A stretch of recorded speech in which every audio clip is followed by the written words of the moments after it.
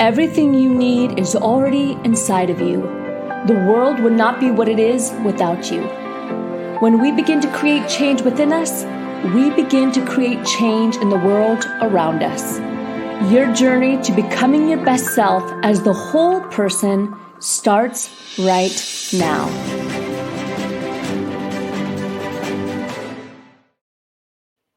Hello and welcome to the Rise Up For You, Become Your Best podcast and webinar series. I'm Lauren Sweeney, your host and our vice president here at the company. Let me tell you about Shelley Paxton. She comes to us today from Chicago, Illinois, and she is a think Brené Brown meets biker babe with a dash of Liz Gilbert. As a former chief marketing officer of Harley, Davidson, Shelley found herself at the top of the proverbial mountain. We've been there, right, folks? Feeling success, well, not full, but empty. Instead of feeling full, she was feeling like she was awakening this journey within herself that led her on a profound Soulbbatical, which we're going to talk about today, journey that became her mission and her business and her best-selling book. She's leading a REBELution to rewrite the script of success and liberate a billion souls. We're excited that she's here today. She also hosts her own podcast, the Rebel Souls podcast. And so today, let's talk about awakening the dreamer within us. Shelley, welcome to the podcast. I love it. Thanks, Lauren, for having me. Great intro. Absolutely. So here you are climbing the mountain, that proverbial corporate ladder, and you think, when I have arrived, it will be amazing. Right, because isn't that what we're all taught? Absolutely. Right? Isn't that, I love that you paused there and it's like, we all know this journey. So many of us, I know so many listening to us right now can relate to this journey. I was conditioned that, it's like you do these things, you tick these boxes. This is what success looks like. And it wasn't until I got to that place and went, wow, okay, I did the things, I strived, I achieved, I climbed that mountain, sweat, blood, and tears. And I felt really, like you said, empty. I felt like I was dying a little bit on the inside. And I felt really guilty for feeling that way because I was in this incredible role at this sexy global iconic brand. And yet I know a lot of people can relate to this and are feeling the same way. And it took me quite the journey to realize that it's like, I was doing success on someone else's terms. In fact, for me, I was living my dad's dream. And I know I've said that a million times and a lot of people are like, raise my hand, right? And it took me, many years. I'm 5.5 years into the journey after I left Harley Davidson, and I'm finally living success on my terms, and it feels successful because success is a feeling, not a checklist. Let's be honest. Absolutely. I think we're so taught in this society that it's about your titles, it's about your skills, what do you do instead of who are you, what even matters to you. And it's like a dreamland that we live in where we're like, let me climb it because so-and-so did it and they look happy. And nobody says, well, I'm not actually that happy, but you should climb that ladder. Normalizing this conversation, like the fact that you and I are having this dialogue right now, and we can normalize the fact that it's like, it's okay, right? That just because somebody says you're really good at something, it pays you a lot of money to do it and gives you some, super special fancy title that might begin with a C, it might not, and it doesn't matter. It doesn't mean it brings you joy. It doesn't mean it makes you happy or feel full from the inside out. And so, like you said, I'm on a mission to rewrite the script of success, and I want each of us to do it on our terms. And I think sometimes we aren't given the space, or we don't give ourselves the space to think, what does that even look like to me? I never thought about that. Am I taking time to journal about it or talk about it? Or what do you mean I could have success on my own terms? Now I have to look at, what does that mean to me? Yeah, yeah. And the big fear, honestly, for me, I mean, listen, this was not an easy decision for me. And I also don't believe that this journey means walking away from your job.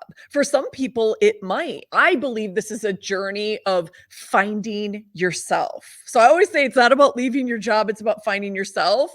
For Mhm. some people like me, it did mean leaving my job because now I understand that I'm on this planet for a different reason, to be leading this movement and having this conversation with more and more people and helping others to find their truth and live more authentically and courageously and purposefully. And what a beautiful world if more of us are choosing that, rising up for ourselves. It's everything you stand for. Exactly. Yes, because that self-reflection first, that self-management, then I can perhaps make a difference for you or have empathy or social awareness. But first, it Yeah. looks like, what does it look like for me? What even matters to me?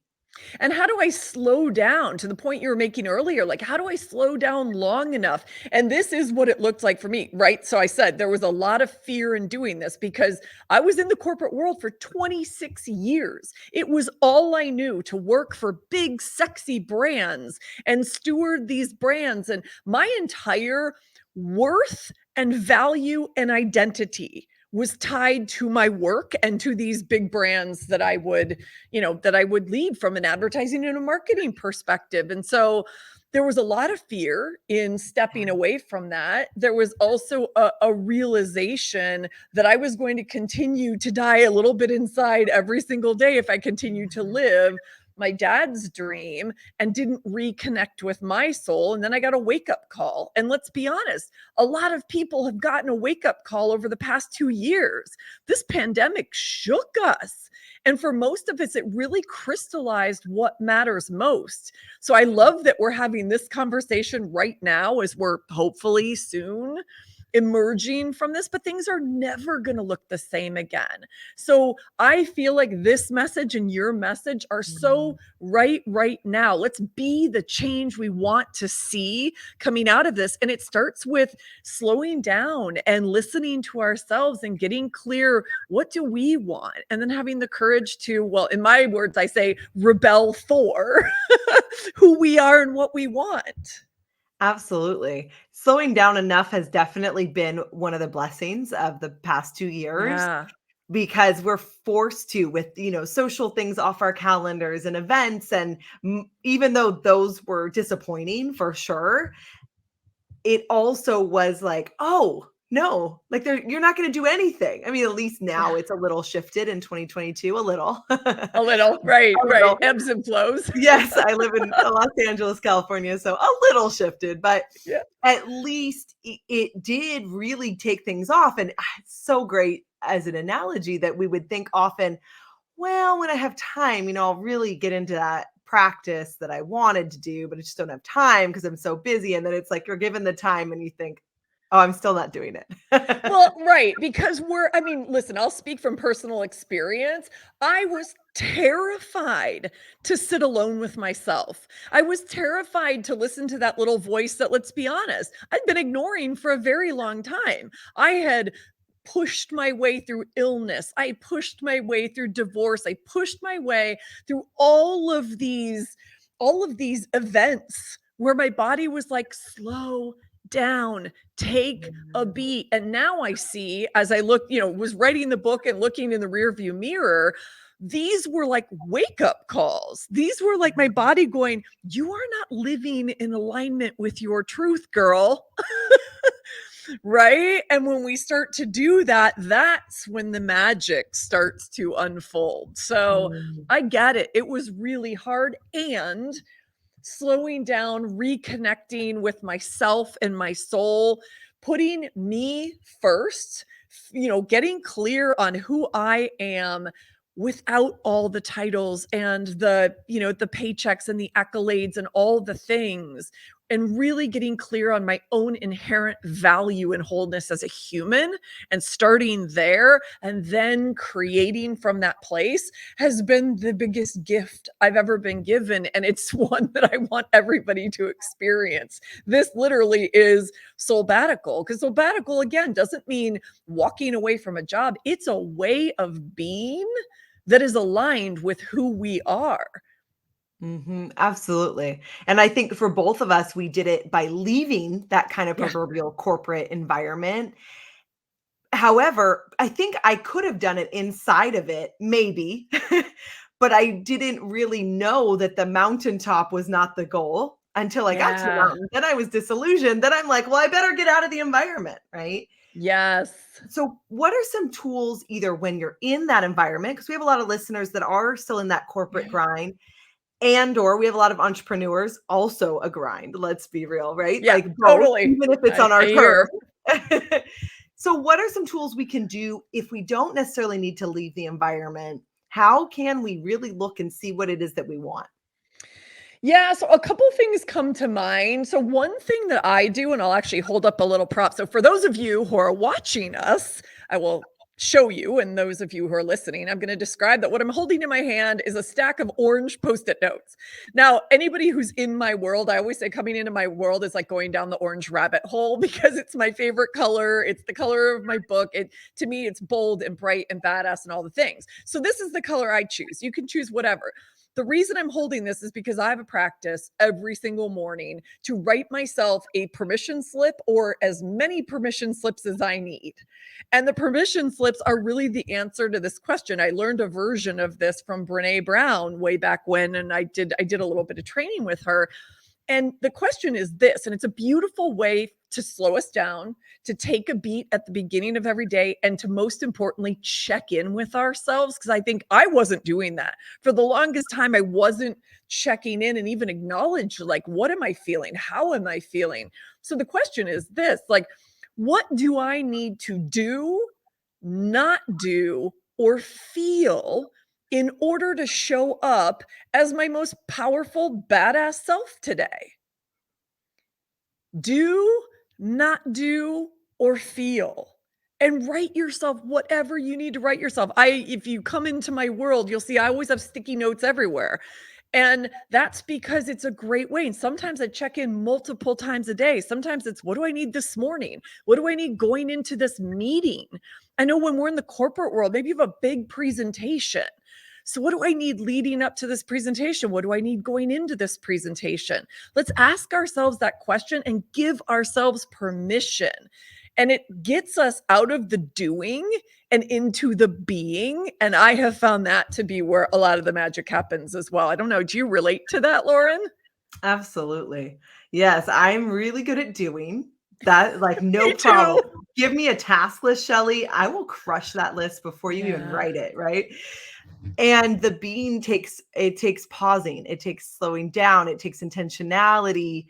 And I have a lot of friends, they're like, I don't relate. Like, I'm so good at just chilling and relaxing. That's just not me. So no matter where you're at, I intentionally am like, okay, I'm going to have a slower morning. I'm going to do my workout. Like, that matters too. And and the more I relate to myself as not who I am is not what I'm doing. Who I am is not my job, even though I love my job. Who I am is not even my physical body and like how hot I look or, how Yeah. put together I am. Like, the more I can relate to myself as not those things, then it's easier to relax. I almost think about it like I have this little saboteur in my mind. You could call it your ego, your whatever you want to Yep. call it, right? And so I have to talk to it sometimes because it's like a hyperachiever. And I have to remind it, you know what? You're just not serving me right now. Like, I've already achieved. You're just not serving me right now. And I'm going to sit here and I'm going to watch a movie with my husband. Or I'm going to. Amen to that. And sometimes it is relaxing. And sometimes I wasn't going to say this earlier, but here I'm going to offer up another thing that's so relevant to what we're talking about right now. Somebody once taught me how to create a to-be list instead of or in addition to your to-do list. Because you're right. Most of us who are having this conversation and listening to this podcast are probably overachievers on some level, right? Yeah. And so I love this idea of a to-be list because it invites us to sit down again, slow down a little bit, gift yourself 10 minutes, get quiet. And it's like, how do I want to show up for myself, for my family, maybe for my team at work, maybe for my partner, whatever it is? How do I want to be showing up in my life? And I've always challenged myself and others to say, I want to show up as the person I want to be. Right? So write down, who do you want to be today? What is she? Well, how is she being? Well, she's being confident. She's being, one I always have at the top of my list is courageous. And then it becomes a filter for what I'm doing throughout the day to say, am I really being courageous? And I can challenge myself. So that's a fun one. Play with the to be list. Absolutely. I love that. In fact, I can use the to be list to talk to my to-do list. Yes, right. Like, okay, I'm gonna get you done. Don't you worry. But right now, connection and intentionality or living in or intuition or whatever I want to be is more important. Like really reminding myself of that. And I love that. Shelley, tell Yeah. me about your book and how we find out more about you. Yeah. Well, the skinny on the book is, I call it part memoir, part manifesto, and part interactive guide. So you go on a wild journey of, sort of meeting me, the rebel character that I am, follow my journey through, my corporate career, Harley at the mountaintop, making the decision to leave, what finally woke me up. And then what is this journey called Soulbbatical, which, as I've said, is a way of being. And so I didn't just want to write a memoir because it's like, well, who's Shelley Paxton? It was important for me to tell my story because I, again, want to normalize the conversation around the fact that we can all look really polished on the outside and pretend everything is okay when it's not.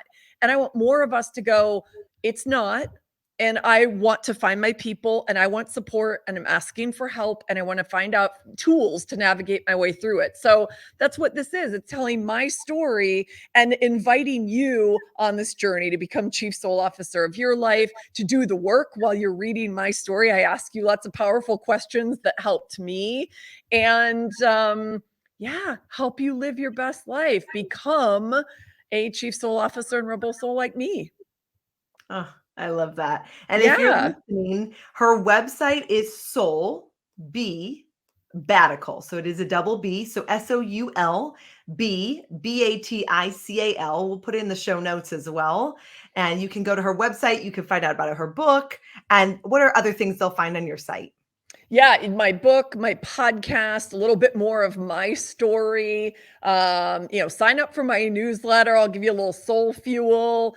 And and also where to buy the book. So literally it's a one-stop shop. And you can also find me on Instagram at Soulbbatical. So once you learn how to spell it, you can pretty much find me anywhere.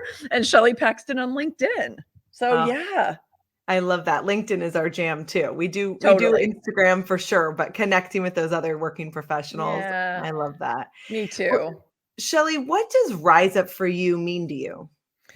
I love it because it means everything we just talked about. To me, it's a beautiful summary of this conversation we just had, because I always say, be the change you want to see in the world. And it starts with us. It starts with doing that work to say, I want to rebel for who I am and what I want and the impact I want to have in the world. So rise up for you to do that. So more of us are doing that together and we become the ripples that become the wave and have that impact. Absolutely. And the more that I do the inner work and the more you're doing it, now you have a book, now you have a business, now you're adding value and contributing, but really it just goes back to us and the way that we work on ourselves. Totally. It's where everything begins. I would not be here having this conversation with you, and you probably wouldn't be having this conversation with me had we not started with, reconnecting with ourselves and our soul and our truth. And that becomes, to me, that's the door that opens to everything, all possibility. I love that. And what a neat name and title that you have going as well. So the website and your book, really a great journey you're taking people on. And you wouldn't have been there without all the corporate experience either. So we're not negating that work that you did too. Listen, zero regrets. I mean, I believe everything happens in the right moment. There's a reason I ignored all those other cues, and that one wake up call that I got at 45 years old at Harley. I was meant to start my own kind of heroine's journey, and yeah, no regrets. Mm, I love it. Well, thank you for being on the show today, and thank you for all the work you're doing. Thank you. I appreciate it. I love it. What a great conversation. We have a lot of conversations with people that at a certain age, like happens to be around their 40s. I'm noticing a theme on this podcast. Absolutely. Well, we're excited that you're here. And did you know that March 8th, if you're watching us live, is International Women's Day? You can check out our free international teleconference with over 1,000 people from around the globe, as well as our other events at riseupforyou.com/events. I'm Lauren Sweeney signing off for the podcast.